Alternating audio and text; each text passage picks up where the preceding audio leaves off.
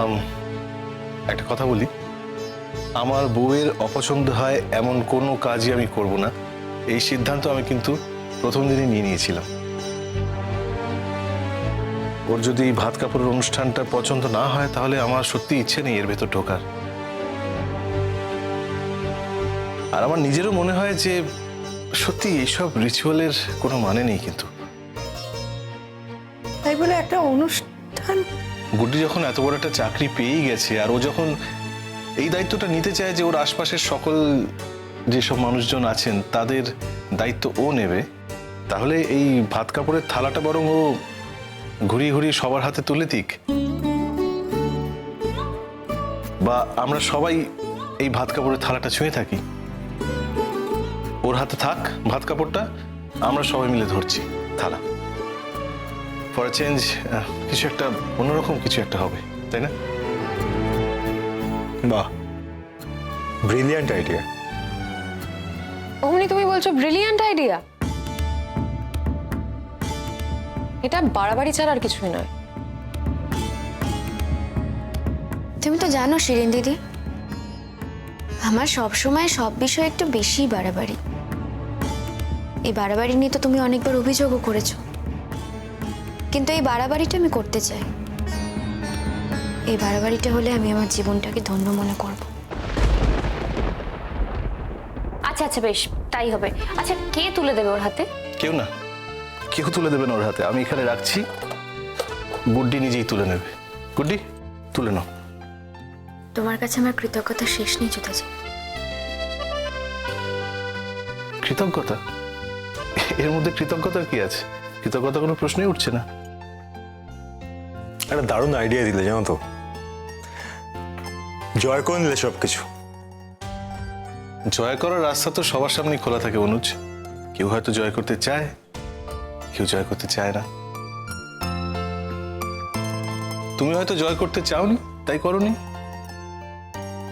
আর আমি হয়তো জয় করতে চেয়েছি, তাই করে ফেললাম। বাহ, এত সুন্দর সুন্দর কথা শুনে এবার সত্যি আমার একটা গান গাইতে ইচ্ছে করছে, কিন্তু গানটা আমি একা গাইবো না, ওরা সকলে মিলে গাইবো। করো না, একটা গান কর। আরে বাবা, এরকম ভাবে ভাত কাপড়ের অনুষ্ঠান আগে কখনো দেখেছো?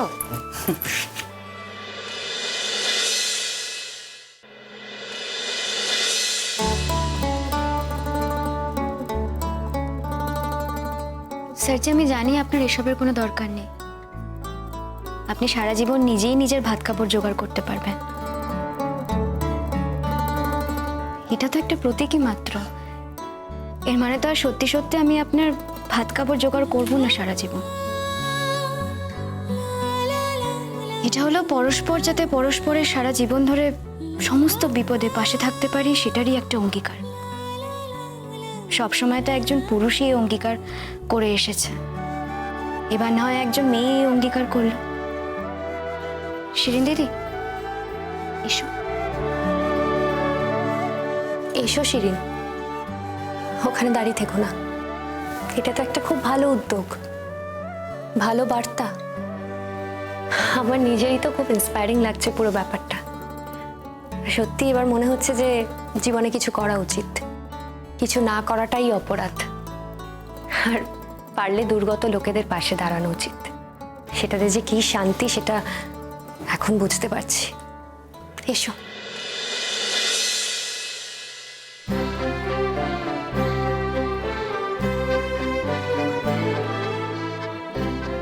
তোমার এই বার্তা আমি সসম্মানে গ্রহণ করলাম গুড্ডি। আন্টি, বলো। প্লিজ রাগ করো না। আমি কিন্তু তোমার ছেলের ভাত কাপড় অস্বীকার করছি না আন্টি, কিন্তু আমি যে নিজেই নিজের ভাত কাপড় জোগাড় করে নিতে পারি, আমি যে আমার সঙ্গে যারা আছে তাদের সহায়ক হয়ে উঠতে পারি, এই কনফিডেন্সটাও তো আমার দরকার আন্টি। অনেক মেয়েই আছে যারা চাকরি করে, কিন্তু তারপরেও তারা এখনো অবধি নিজেদের স্বামীর ওপর ডিপেন্ডেবল। আবার অনেক মেয়ে চাকরি করার পরেও মনে করে তাদের ওই রোজগারটুকু শুধুমাত্র তাদের শখ মেটানোর জন্য। কিন্তু আমি তো দায়িত্ব নিতে চাই আন্টি, আর দায়িত্ব নিতে চাই বলে এভাবে ভাত কাপড়ের অনুষ্ঠানটা করতে চাইলাম। প্লিজ রাগ করো না। এসো না আন্টি। মা, তোমার তো আজ প্রাণ ভরে গুড্ডিকে আশীর্বাদ করা উচিত। তুমি তো এই সমাজেরই একটা মেয়ে। তুমি জীবনে কত কিছু করেছো, কিন্তু সব সময় পিছিয়ে থেকেছো শুধুমাত্র মেয়ে বলে। তারপর দেখো না, আমার জীবনে তোমার কন্ট্রিবিউশন কি কম?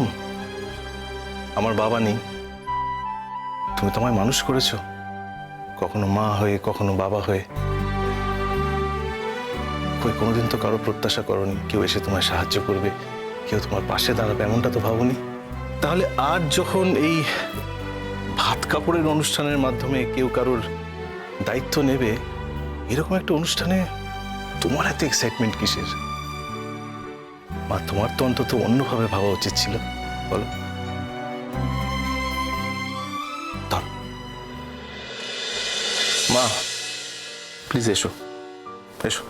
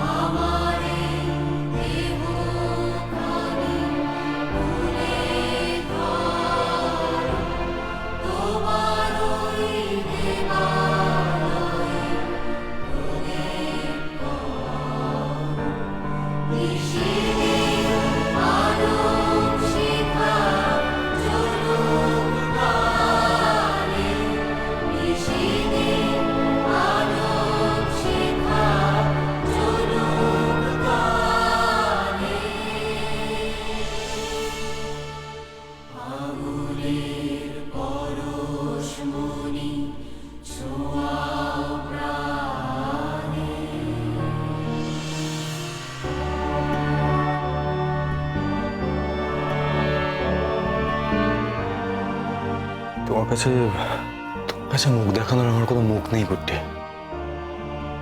শুধুমাত্র আমার অন্তরাত্মা জানে আমি মন থেকে তোমাকে কতটা ভালোবাসি।